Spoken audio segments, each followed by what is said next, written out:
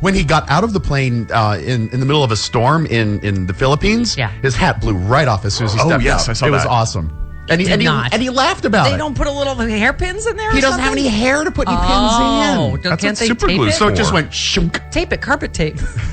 Is that wig tape? Double-sided wig tape. We're just helping. That's a little too highfalutin for this, this lower-class pope. We're trying to help. Although that'd be bad that when they take it off at night, because then I'd be like, oh, stick them on my head. Yeah. That is so disrespectful, Chris. What? What did I do? I hang around with atheists, too. Yes. Well. Okay. He did Hot Topics. He did. Like they do in Hot Talk. And he was holding a microphone. Water cooler stuff. It was like he was on stage I think he's looking for a show. Yeah. I hope he did a mic drop at the end of it. Gangsta mic drop. He's coming to the US of A. He is. Saying, meeting with Oprah. In September. I think so. I think OWN has some, real estate daytime.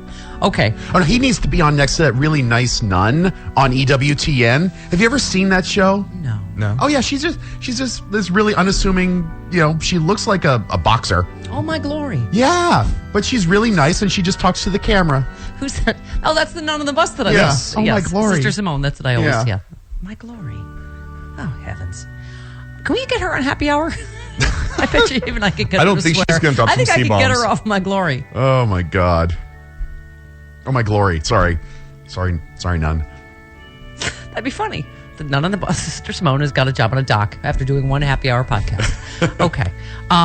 This was a little weird. He was talking about contraception. He said Catholics don't have to be like rabbits. Oh my God. Did the Pope just say stop? Stop it. He did. And have more children than is safe or responsible. He said there are plenty of church-approved ways to regulate births. Rhythm method? No, so, yeah. He considers that plenty? Pardon me? He considers Yeah, I don't. that method plenty of methods? Right. Mitt Romney said he was going to pull out of the presidential, but he's not. He said he wasn't. He's not. He's in. He's in. And he said he was out. Yeah. Well, he hasn't pulled out very much. Look at how many kids he's got. No, especially the fortunate Trog that we discussed yesterday. Trog Romney. And then, by the way, thanks very much for my campaign photo that went around the interwebs, just proving that I'm in solidarity with Trog Romney, the unfortunate-looking Romney, because I was, wow, right? Somebody posted it next to that creepy doll. And next to Marty Feldman. Right, next to Marty Feldman. It was a Twitter meme yesterday. Yeah, it was. And someone said it looked like you just made a dookie. Yes. I am acquainted with being the campaign prop that is too ugly to actually use on the campaign trail. So you are virtually no use We don't need this music anymore. Family. No. Oh, I'll get to that later. Anyway, my favorite, I actually tweeted them back. I can't remember who it was that won the internets. They said, the doctors used to warn about yoga during pregnancy. Maybe your mom's naked headstand scrambled your egg. Yeah, that could be. Oh, this explains a lot. Does your face look like your egg had been scrambled? And I said, you win the internet's hashtag for Tata face. Yeah, something happened. Something went awry with that last egg of my mom's. Woo, and that thing came out. That was, woo. They should have sent that right to the island of Dr. Moreau for some sort of odd-looking bird to hatch. A dodo. Instead of the Republican family in Buffalo. You were a dodo egg. Even a dodo would have been like, That's our new tagline. Stephanie Miller, a dodo raised by Republicans. whatever. Okay. You were like Kevin in Up. Kevin the bird. Yes. That's me. Yes. Okay. So lots more to get to. We have Charlie Pierce, Bob Seska in Writer-Palooza, and then Jody Hamilton live in studio with us. Very, very excited. Yes. 20 minutes after the hour, this hour of the Steph. And by the way, House Republicans also just approved a new perk for Wall Street. So we've seen in record time, once again, that this whole debate again that they stand for the top 1%. They stand for the Mitt Romneys of the world. They absolutely do. They're not doing anything to handle their demographics problem. It's interesting. The analysis that's coming out with a potential Jeb Bush and Mitt Romney primary here is that perhaps with Chris Christie in the mix, Chris Christie might get squeezed out like the filling of a jelly donut. I think that's. Why did you use that analogy? Because Jeb Bush really likes jelly donuts. I see. That's okay. it. But and you know what's left, and here's the alternative scenario. The alternative scenario is that you'll have three serious, what the media will consider moderate candidates in Mitt Romney, Jeb Bush, and Chris Christie. And by moderate, they mean just not flipping crazy. Right. Right? Right. They're not just bonkers people. They're still just as conservative as their crazy opponents in the primary. So, and then on top of that, you'll have probably a dozen just absolutely bonkers clown car driving, borderline racist idiots. People like Ted Cruz. Yeah, talking to you, Ted Rick Cruz. Santorum and Mike Huckabee, and even crazier people that we haven't even thought of yet. Yeah, What could happen is that Jeb, Romney, and Chris Christie make it difficult for any of them to get the nomination, and then they allow for a Ted Cruz, for example, to squeeze through. Yeah.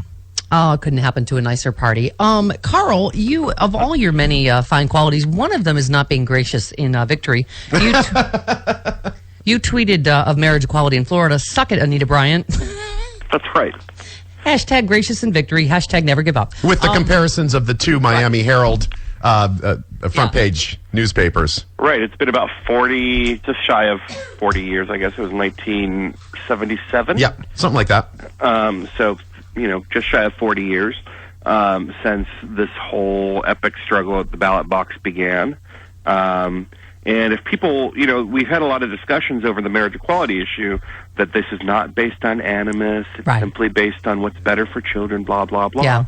All you have to do to know is go back to the beginning when it started, when the fight against LGBT equality started at the ballot box, to know that every single time it's been put to a vote, the people pushing to not give LGBT people simple human dignity have been doing so from a position of animus. And it started with Anita Bryant, and, a pie in the face couldn't have happened to a nicer person. Anita Bryant is, how she is. A day without it's like a day without sunshine for her. And I had no idea that she was still alive. Oh yeah, there's that with her third husband because because marriage sanctity, right? Of course. I think Oklahoma, and he is apparently a crook. Like he's been investigated for stealing and stuff. Oh, nice. There's a profile about this a couple years ago. But that's weird. I mean, she basically after LGBT people started marching forward and winning some battles, she kind of just retreated from the limelight. Yeah. Well, and a couple other big stories in that regard. Moving us forward, you see Lena Dunham of Girls won't wed until gay marriage is legalized across the U.S. She said, I will not walk down the aisle until her lesbian sister Grace has the same legal right to wed as she does anywhere in America. Well, she's happy when musician Jack Antonoff, is that his name? Antonoff? He's Fun Period. Yeah, the guy from Fun. Right. And she said it's really important for us to wait because we both have a lot of gay friends, and the idea of skipping ahead of them doesn't feel good to us. I don't want to do something my gay sister Grace can't do in a number of states. Yeah, Brad Pitt and Angelina Jolie said the same thing, and then they got married. Well, they went wobbly on us, but Lena Dunham is not going to.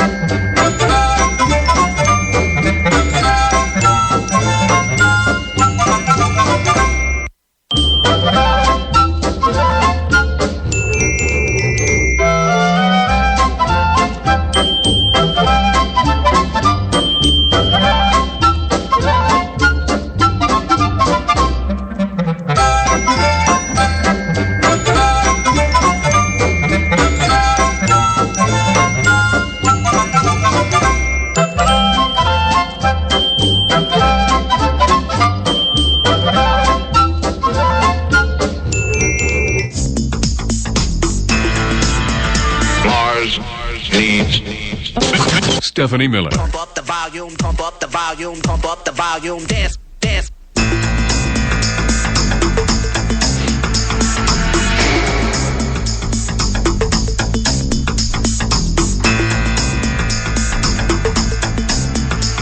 It is the Stephanie Miller Show. I want the lady with the food. Who's the polar bear that wants to catch a salmon? I don't care about the lady. I just want the food.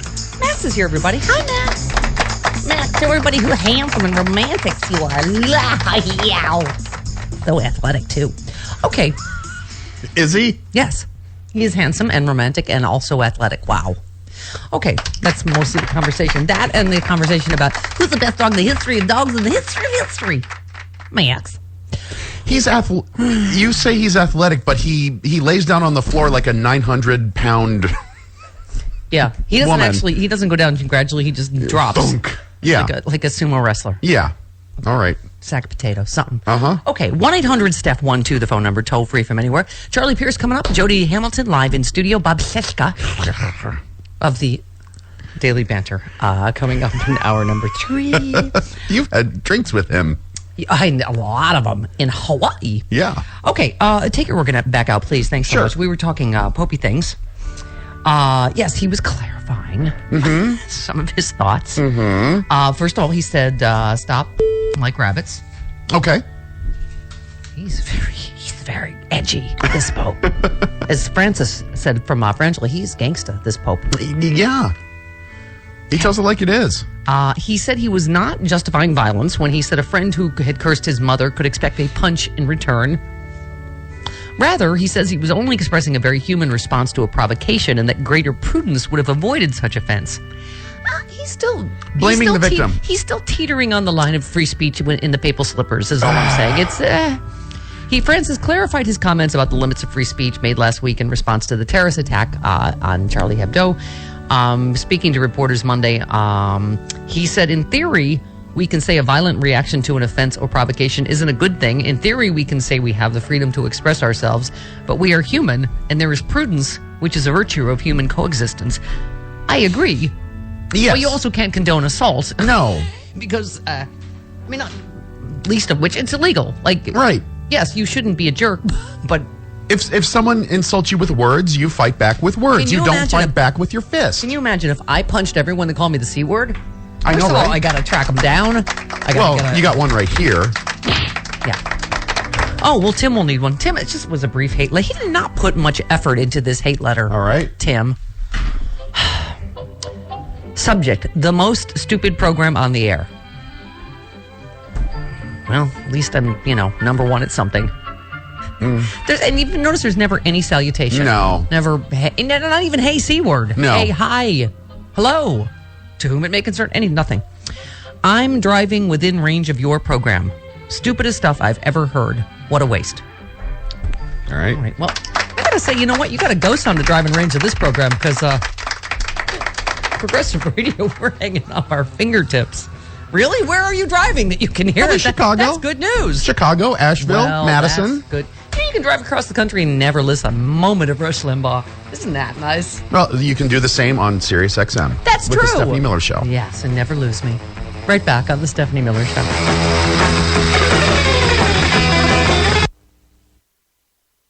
And by the way, House Republicans also just approved a new perk for Wall Street. So we've seen in record time, once again, that this whole debate again that they stand for the top 1%. They stand for the Mitt Romneys of the world. They absolutely do. They're not doing anything to handle their demographics problem. It's interesting.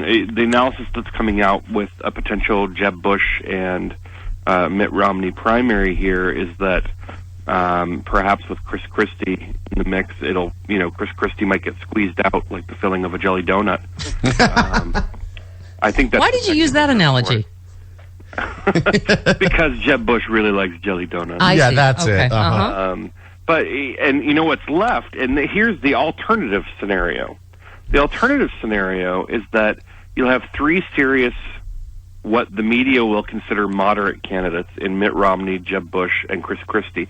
And by moderate, they mean just not flipping crazy. Right. They're not just bonkers people. They're still just as conservative as their crazy opponents. in the primary. So, and then on top of that, you'll have probably a dozen just absolutely bunk